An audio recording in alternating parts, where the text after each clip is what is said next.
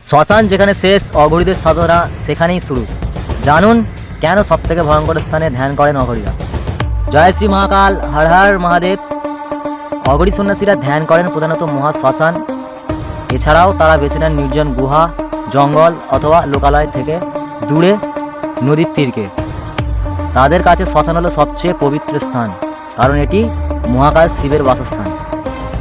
প্রথম কারণ, ভয় এবং দরিদ্রতা অতিক্রম করা। সাধারণ মানুষ যা ভয় পায়, অঘরীরা তার মুখোমুখি হয়। শ্মশানে ধ্যান করে তারা প্রমাণ করেন যে জাগতিক কোনো মোহ বা ভয় তাদের স্পর্শ করতে পারে না। মৃত্যু হলো চরম সত্য। দ্বিতীয় কারণ, মোক্ষ বা সিদ্ধিলাভ।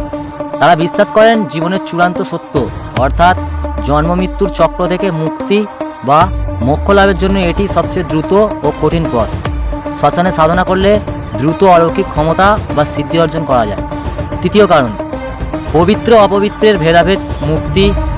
অঘোর দর্শন অনুযায়ী এই বিশ্বে ভালো মন্দ বা পবিত্র অপবিত্র বলে কিছু নেই।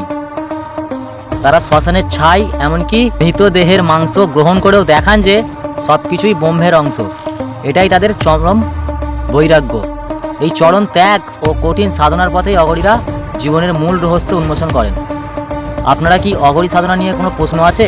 তাহলে কমেন্টে জানান। এই রকম অজানা তথ্য জানতে ভিডিওটি সেভ করে ফলো করুন। জয় শ্রী মহাকাল, হর হর মহাদেব।